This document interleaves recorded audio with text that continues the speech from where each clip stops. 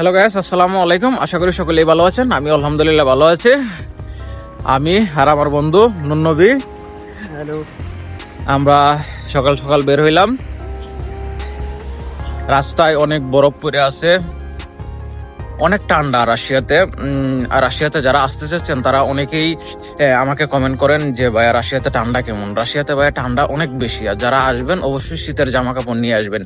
যেমন এই যে দেখেন আমার পিছনে একটা গাড়ি, তো এটাতে তো বরফ হালকা জমে আছে। তো কালকে রাত্রে বৃষ্টি হওয়ার কারণে বরফ অনেক গলে গেছে। আর গত 2 দিন আগে বরফে একদম রাস্তাঘাট ফুল সাদা হয়ে আসছিল। এখন তো গাড়ির উপরে বা এদিকে ওইদিকে হালকা পাতলা কিছু বরফ পড়ে আছে, আর ঠান্ডা অনেক বেশি।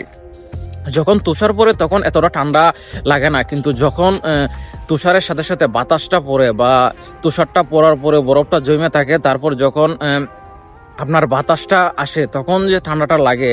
এখন বর্তমান সময় আছে -3 ডিগ্রি, তো এটা তো কিছুই না।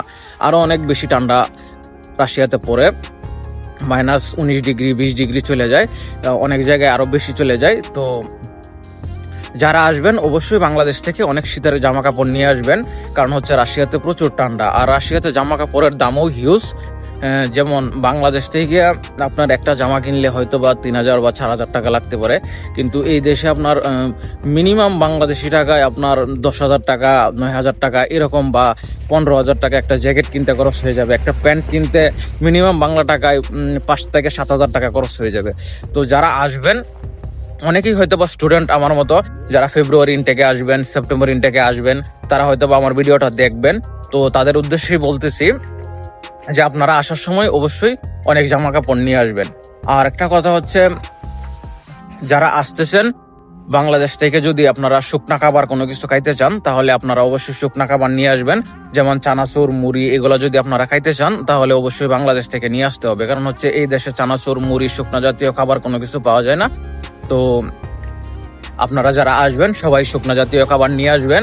আর হচ্ছে ওয়ার্কার বিষয়রা আমাকে অনেকেই নক দেন, ভাই আমি ওয়ার্কার বিষয় নিয়ে কোনো কাজ করি না, আমি কাজ করি হচ্ছে জাস্ট স্টুডেন্ট বিষয় নিয়ে। কারণ হচ্ছে ওয়ার্কার বিষয় যারা কাজ করবেন বা যারা আসবেন তারা হচ্ছে বাইরে কাজ করবেন, কারণ হচ্ছে কনস্ট্রাকশনের কাজ বর্তমান সময়ে খোলা আছে। তো এটাতে লোক বেশি আসে, কারণ এটাতে স্যালারি বেশি। তো এটা অনেক ঠান্ডাটা আপনারা সহ্য করতে পারবেন না, আয়সা আমাকে আরও গালিগালাজ করবেন। এই জন্য আমি বলি যে কনস্ট্রাকশনের বিষয়ে এগুলা আমি কাজ করি না। অনেক জায়গায় আছে যে গার্মেন্টসে, মিল ফ্যাক্টরিতে বা গ্রিন হাউসে লোক নিতেছে, তো এগুলা নিয়েও আমি কাজ করি না। আমি অনেক কোম্পানিতে যাইলে আমাকেও বলে, কিন্তু আমি বলি যে না, আমার কোনো লোক নাই, কারণ হচ্ছে ঠান্ডা অনেক। আর হচ্ছে কনস্ট্রাকশনের বিষয়টা একটু প্রসেসিং হইতে একটু লেট হয়। তো আর দ্বিতীয় কথা হচ্ছে, আপনারা কাজে আসার পর আপনারা এই দেশে পিআর পাবেন না। 3 বছর 4 বছর বা 2 বছরের 2 বছরের ভিসা পান। ভিসা পাওয়ার পর আবার কোম্পানি থেকে ভিসা রিনিউ করতে হবে, নয়তো বা আপনার বাংলাদেশে চলে যেতে হবে।